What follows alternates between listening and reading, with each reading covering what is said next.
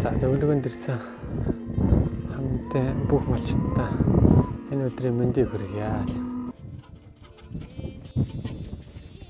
Сахад ирсэн ингэнүүд нь өөрөө гудмандаа ороо зогссон байна.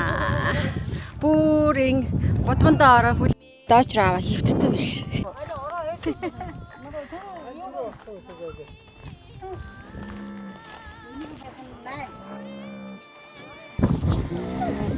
Ингээд хөлийн цагаал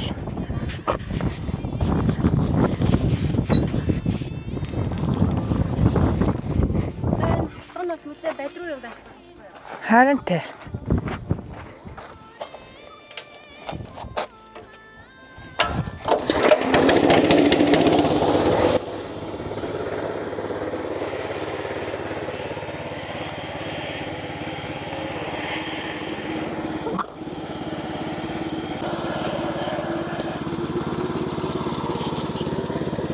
Нааца хаалт. Цаажаад ингээд.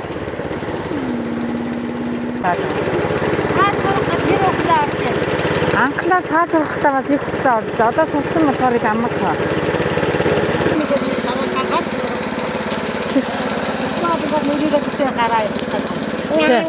Яг ингэж оруулаад. Яа. Тэгээ одоо сурцсан. Одоо ингээд дараачихын цуваад орно да.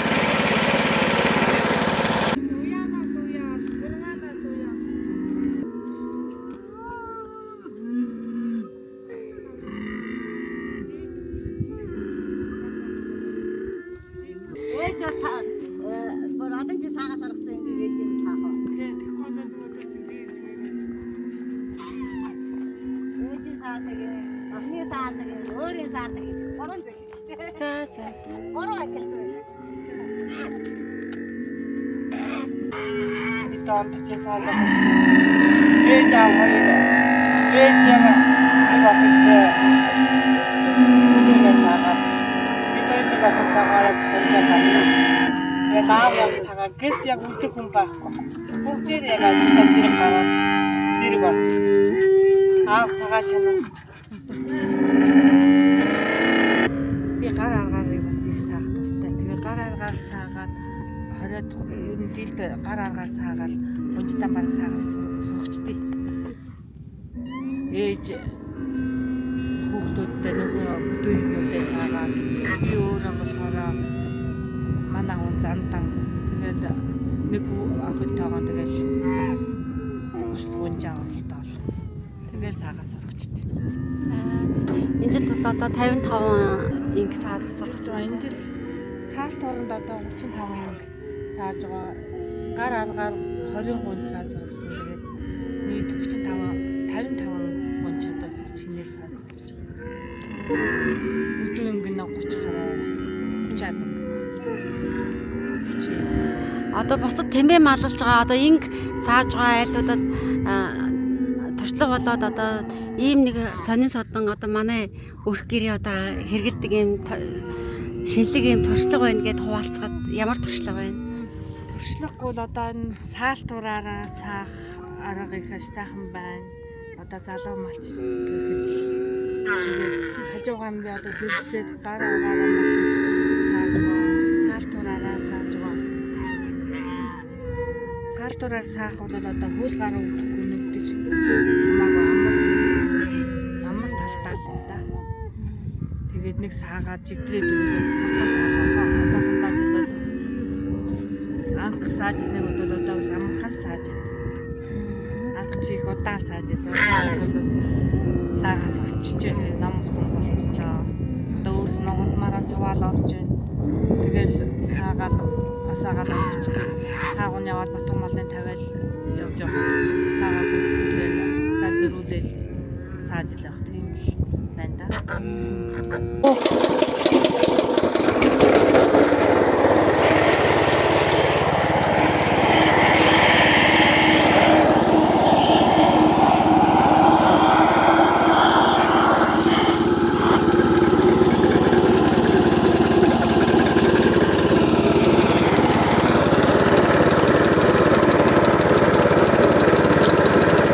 хөхрийн гоё ингэж оноо энэнд онохгүй болохоор бас ингээ хөг мөх нь мөрөөж гараа бас сүүн гарахгүй ч юм уу хөхний өвдөхгүй гар өвдөхгүй тэгээд одоо ингээд анхлаад ингээ хөхөнд нь юуг нь хөхөнд нь угуулдаг байсан л одоо угуулахгүй ингээд одоо орхичдаг саалгаад ингээ одоо чинь тэгээд цаагуун яваа ботгон молоо тавиад ингээ яваад ирэхэд энийг цаагаа бүцсэн байна.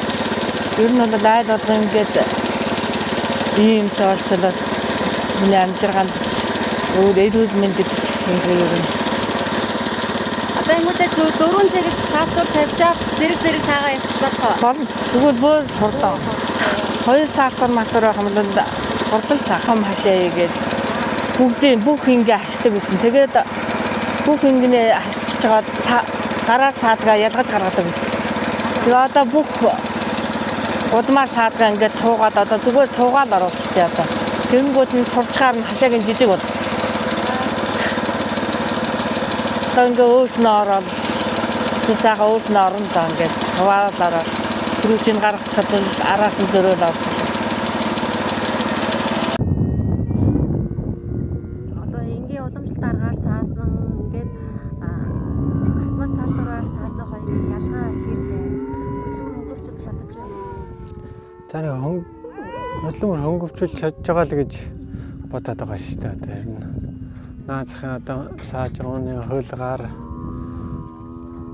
өвдөхгүй байхгүй одоо ер нь хамаагүй хөнгөн л гэж бодоод одоо ер нь энэ жилээс л ингээ саалтууранд ороод сургаж байна. Одоо энэ хашаага та өөрөө хийсэн байх тий.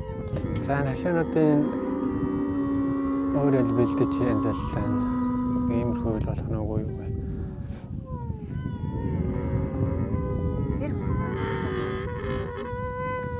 За энийг бас өвсний 20 тоног хийсэн баха. Бас нэг инг мал сургаж ирсэн. Тэгээ тэн дээрээс иймэрхүү л болох юм байна гэж бодоод юм мэдээ нэр нь дуурайлгаж хийсэн л дээ. Одоо энийг оруулж байгаа гудам бол нөднө ингээ сургаж ирсэн гудам байгаа. Тэрээс энэ хашаануудаа нэгээ тэгэл ингээ сургаал явж байна.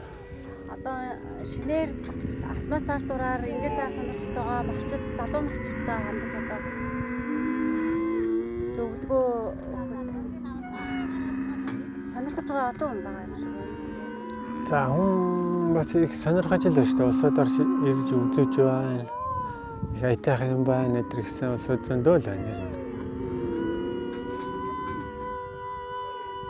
Тэгээд бол хэлбэр авалттай ингээ өөрсдөө агаар ингээ тэгээд яхад бол асуудалгүй юм тий. Энэ болмоор л юм байна шүү дээ. Ер нь тэмээ малч гэсэн амархан сурж байна. Ингээд одоо саадгүй инг мал дээр нь гараар саад сургаж байснаас арай амар сурж явах шиг шүү дээ. Саалтуурын годом юунд оруулаад саад сурах гэдэг.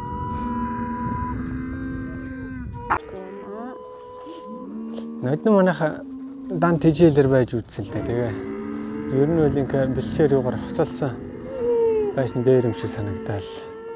Энэ жил ингээ одоо нөө хослох санаатай ингээл эхэлж байна гэж тэр нь цаагаал.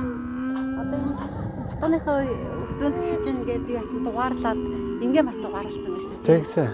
Энэ бас их сонин содоо харагдаж байна. Одоо хэн чирээ ботхыг гаргаад яасан одоо ер нь тоогоор нь анил гаргаад ирнэ л дээ. Тэгээ өөрөө танай хотод нэвтрүүлсэн 10 өөр айлууд бас. Гэхдээ энэ бид нар энэ өвөр Монгол явж хахад өвөр Монголын фермүүд ингээ хийчихсэн. Тэгэл тэрнээ санаа аваад ингээл энэ бүгдээ. Нодн бол дандаа чигэнд нь пирк хийсэн. Аха. Одоо их нь пирк нэг гэх юм бол ботгонд нь бас жижигхэн пирк хийгээл нэг гэсэн юу тоотой.